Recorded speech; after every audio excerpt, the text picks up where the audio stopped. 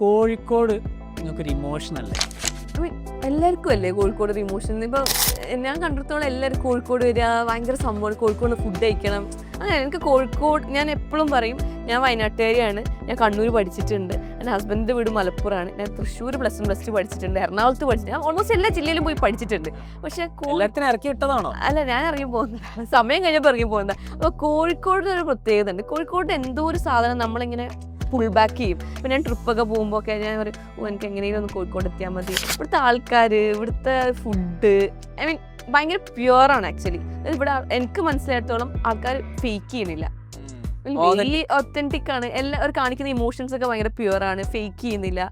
ദേഷ്യമാണ് ദേഷ്യം, സങ്കടമാണ് സങ്കടം, ഇഷ്ടമാണ് ഇഷ്ടം, ഒക്കെ പ്യുവറായിട്ട് എനിക്ക് ഫീൽ ചെയ്തു. എനിക്ക് ഒരിക്കൽ പോലും ഭയങ്കര ഫേക്ക് ചെയ്യുന്ന ആൾക്കാരായിട്ട് എനിക്ക് ഫീൽ ചെയ്തിട്ടില്ല. അപ്പോൾ എനിക്ക് എപ്പോഴും കോഴിക്കോട്, ഞാൻ കോഴിക്കോട് വരെ അല്ല, പക്ഷെ എനിക്ക് കോഴിക്കോടാണ് ഏറ്റവും ഇഷ്ടം. ഇപ്പം 4 വർഷം ഞാൻ കോഴിക്കോടാണ് താമസിക്കുന്നത്. ഇത്രത്തോളം എന്നെ പിടിച്ചു നിർത്തിയൊരു സ്ഥലം വേറെ ഇല്ല.